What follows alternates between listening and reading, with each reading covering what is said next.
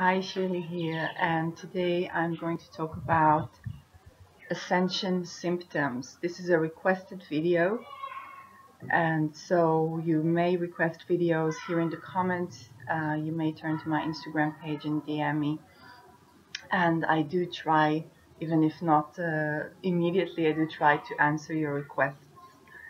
So the requested video was, please talk about Ascension symptoms and what they are, how you deal with them. So Ascension symptoms can range from feeling spacey when you do your spiritual work, to ringing in the ears, to different sensations in the body, to hearing voices or sounds, to seeing sights and channel and not be so much in control of what you channel.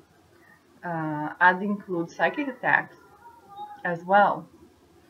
And the name Ascension symptoms is actually misleading because people tend to talk about Ascension symptoms as my body is transforming into a higher energy and I'm experiencing all these kinds of symptoms. While in fact, Ascension symptoms, simply put, means I'm losing ground. I'm not grounded. And what you need to do with Ascension symptoms, you need to understand that it's human to have Ascension symptoms, because sometimes it can be the energies outside of you. If you're attuned to the planets, then if you have, for example, Uranus transit on your ascendant, on your sun, then your nervous system can be challenged, and that could cause perhaps Ascension symptoms because you're downloading a lot of information, and that could cause troubles. So some people have more tendency to experience Ascension symptoms than others, but either way, what you need to do is to ground yourself. And you ground yourself by doing physical work, working with your body, returning to your body, sensing your body by giving yourself massages. Reflexology is a great way to pay attention to the soles of your feet. Walk barefoot on the ground if you're able to.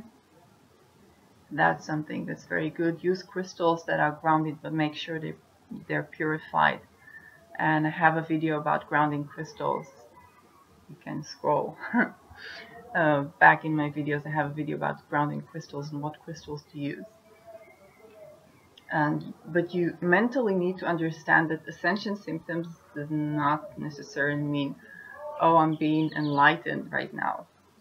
It can be, but it can simply put, I'm not grounded. When you're grounded, then you're very much have a barrier between your energies and the energies of the outside world, and you can control the barrier way better because you don't want to channel everything under the sun. You want to channel what's beneficial for you, and you don't want to get psychic attacked. You don't want your aura to be too permeable to outside influences. So grounding yourself might be more or less difficult depending on various factors, but you need to do that. Many times the answers that you're seeking are not up there, but they're down here. Many times the perspective that you're seeking is coming from you inside your body.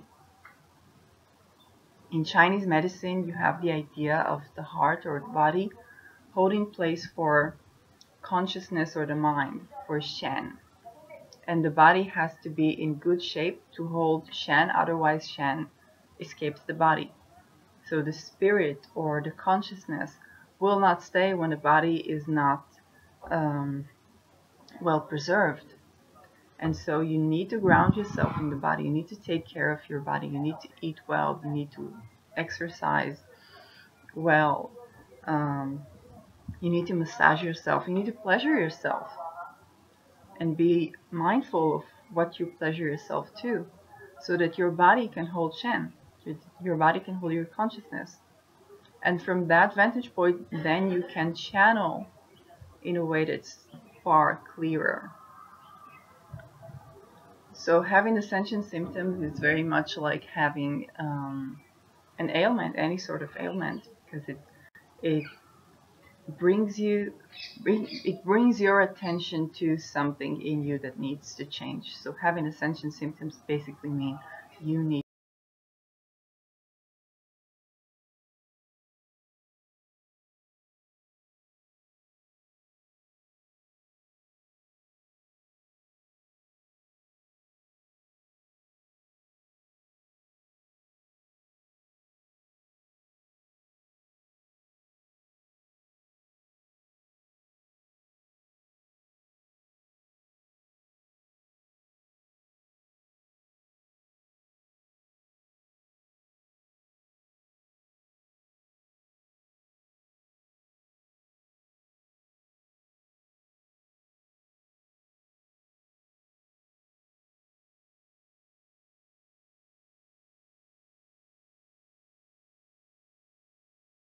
If you're having ascension symptoms, it means you're too much up there and not enough down here.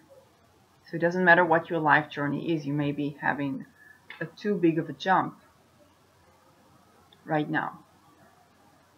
So other than astrological transits, what can bring you ascension symptoms? Any sort of spiritual work that you're doing without keeping yourself grounded. Working with the Moldavite.